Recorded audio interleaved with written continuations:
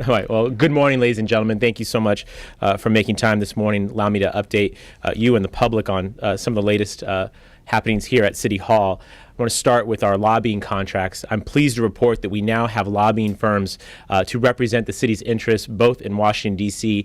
and in Sacramento.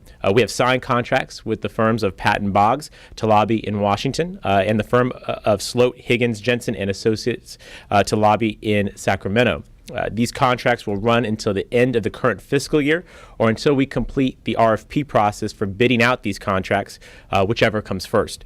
As you know, we have not had representation in either our state or national capitals since the previous administration terminated the lobbying contracts at the end of December without giving a reason.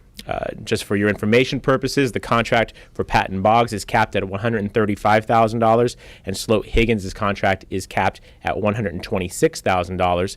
I will be meeting with Patton Boggs next week when I head back to Washington for 3 days with the San Diego Regional Chamber of Commerce.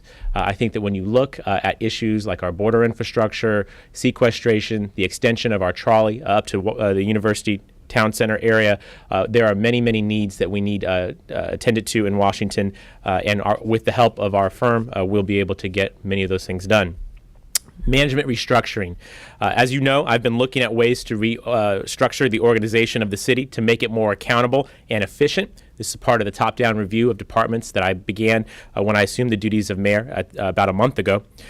We are coming up on some good ideas on how to make this happen, and we should have a concrete plan to present to the City Council by the end of October. So stay tuned on that front. And then lastly, in terms of updates I want to provide, and then of course I'll take any questions that you have, New Central Library. You are seeing that our grand opening is scheduled for this Saturday, and I expect it to be a really terrific event. We have opened the facility up to the media yesterday, and many of you got to see for the very first time what a spectacular building it is, full of great services for our citizens. This grand opening has been 3 decades in the making, and it's really a privilege to finally see the end result after all those years of hard work, both upon city staff and, of course, those in the philanthropic world. So I hope to see all of you there. Every San Diegan is welcome to attend. With those quick updates, happy to take any questions folks have. Gene. So could you address yesterday's City Beat report, which suggests concerns about the readiness of Fire Rescue's reserve fleet owing to what they seem to portray as inadvisable analysis and bidding practices in a managed competition. Right. Well, we are aware of some challenges within managed comp. That's why we're continuing to work with the chief operating officer to come up with a plan to move forward. Obviously, we have a responsibility to respond to the voter mandate to do managed competition, but we want to do it in a way that's responsible. With regard to the report on the fleet readiness, particularly of our fire engines, it's my understanding that we have up to about 7 vehicles now in the ready reserve. We're slowly taking down that backlog of vehicles that were not deployable. That is owing to some additional overtime for some of our employees, but we want to be ready should any event happen. I think we're closer to that today than we were just a few weeks ago, and it's something that we're going to continue to work with, not just on the fleet management, but on managed comp in general. So stay tuned.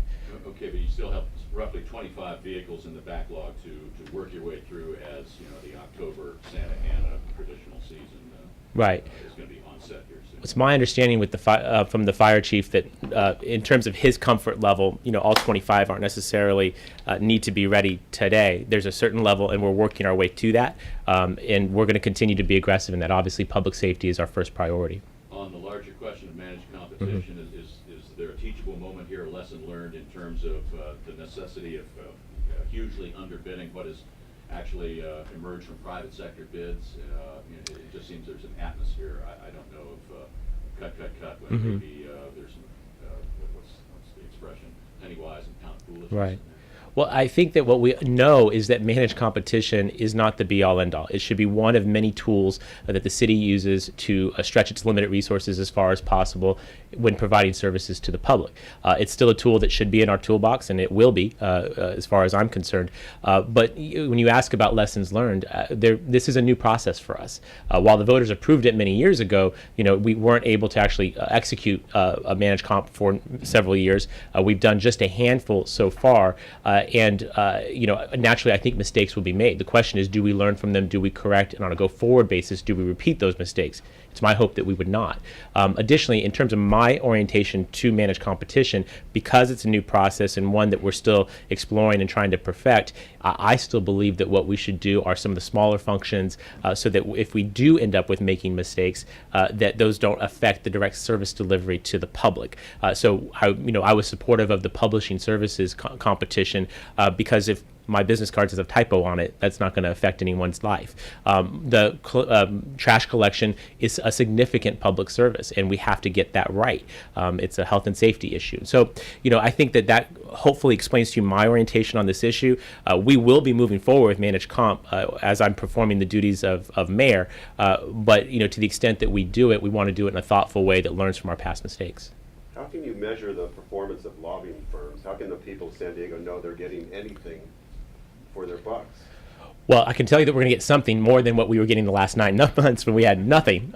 We still don't. Okay, go ahead. Right. But here's the thing. There are key pieces of legislation, particularly in Sacramento, that are moving forward that the city needs to be a part of. I think that when you see us represent it, I think a great example would be that Councilmember Emerald had some reforms that she wanted to make to taxi cab industry. And none of those bills moved forward because we didn't have anyone up there daily pushing those bills. Obviously, we've had some issues here in the city. Success on that front would show you that there's something that has gotten done. I think additionally, when you look at some of the discussion that we're going to have later today, and I hope that you'll be there, around the military's economic impact to our community, when you look at potential round of base closures, other realignments for the Department of Defense, whether or not we're successful in retaining or growing the military presence here in San Diego, I think will be a function about how successful our lobbyists are and really articulating our point, not just to the San Diego congressional delegation, but to members throughout Congress who may not represent San Diego, but need to know what we have to offer here. So there are some metrics, and I think most of those are going to get baked into our RFP that we offer for the long-term representation. The folks that we brought in now are our previous representatives. It was easier to bring them on now under a previous contracting authority, and I think you're going to see some benefits quickly. But again, the performance measures and what we're getting for our buck, I think we'll try and spell out more closely when we issue the RFP in the coming months. Would you imagine that that these current contractors would have at least a leg up in terms of the institutional memory of the relationship and the issues? That's exactly right, and that's another reason why we chose to do that. These are folks who had represented the city for many years. They're familiar with our needs on big issues and small issues, so there was an ability to sort of get moving right away. And we're trying to make up for lost time, frankly, and so these folks are able to help us do that. Again, they understand that this is a limited duration, that they're going to have to compete for our business on a go-forward basis, and again, we want to do that in a way that's more measurable, more transparent. I want to include the council more directly in the lobbying efforts and making sure that they don't just report to the mayor's office, but also to the city council, and that we work collaboratively in establishing legislative priorities. So there's a lot more that we can do on that front, but I can tell you none of this would have gotten done if we continue to be unrepresented in both Washington and Sacramento. There's the great line in politics, Gene, I know you know it, if you're not at the table, you're on the menu. And we have not been at the table for 9 months. And I'm not sure to the extent that we have been on the menu, but I just definitely know that we have not been well served by not having a voice in either of those locations. And when can we expect the food? Are the food trucks going to be wiped off the street by you, or what?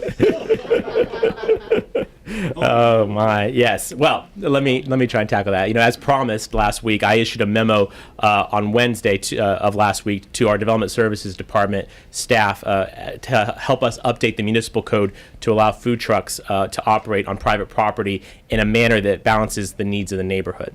I'm working with the chair of our Land Use and Housing Committee, Councilmember Lori Zaff, to schedule a discussion this fall so that public input can be taken and that committee members and staff can receive direction on how what they'd like to see in the code. Everyone needs to play by the rules until those rules are changed. Our current rules allow for food trucks to operate on public streets with special events permits or temporary use permits. So there is a way for them to operate in the city, just not as much as they may like. I want to be very clear, though, and I don't think that this has been understood well.